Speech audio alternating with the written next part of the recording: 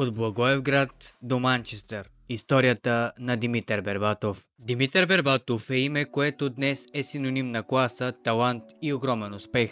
Но пътят към футболните върхове за Берба започва далеч от светлините на прожекторите в скромният Благоевград.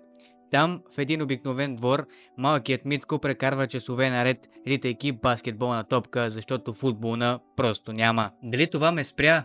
Не. Нищо не може да те спре, когато имаш мечта, казва самият Бербатов години по-късно. Роден през 1981 в спортно семейство. Баща му Иван е футболист, а майка му Маргарита е хандбалистка. Бербатов от малък е заобиколен от дисциплина и любов към спорта. На 10 годишна възраст започва тренировки в школата на Пирин, Благоевград. Тогава условията не са лесни. Лоши терени, дупки по обувките и тиксо, което ги държи здрави. Но Митко не се оплаква. Той тренира час след час, ден след ден, хвърляйки топката във въздуха и опитвайки се да я овладее. Интуитивно знаеш, че това, което правя, ще ми помогне един ден, споделя той. На 17 години със своята упоритост и талант Бербатов прави първата голяма крачка. Преминава в ЦСКА София. Там той бързо впечатлява с техниката си и спокойствието, с което играе. В матч срещу Левски Бербатов пропуска няколко решаващи възможности, които костват титлата на ЦСКА. Тогава само на 18 години той преживява първия си голям провал. Останах сам на терена, седнал на тревата. Беше катарзисен момент за мен. Осъзнах, че трябва да стана и да започна от начало.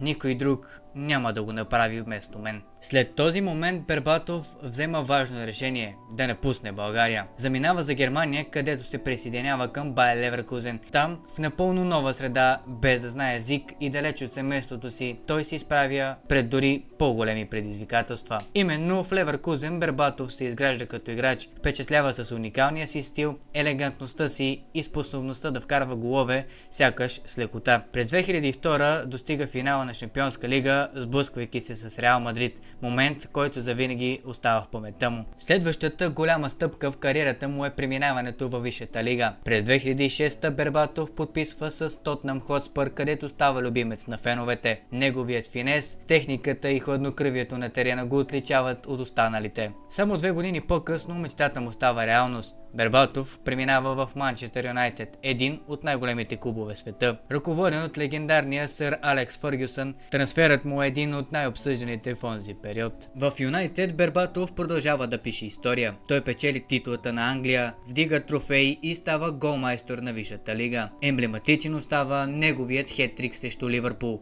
момент, който кара всички да се преклонят пред таланта му. За Бербатов успехите не са само на терена. Той остава скромен и вдъхновява хора с историите за трудностите, през които е минал. Израсна в комунизма, нямаше добра инфраструктура, нямаше топки, нямаше дори подходящи обувки. Това ме направи такъв, какъвто съм.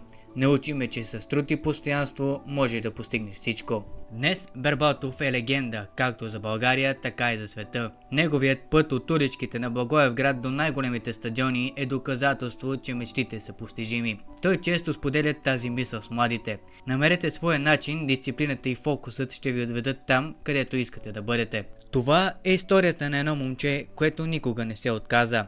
От Благоевград до Манчестър, Димитър Бербатов показа на света, че мечтите се сбъдват, когато вярваш и работиш за тях.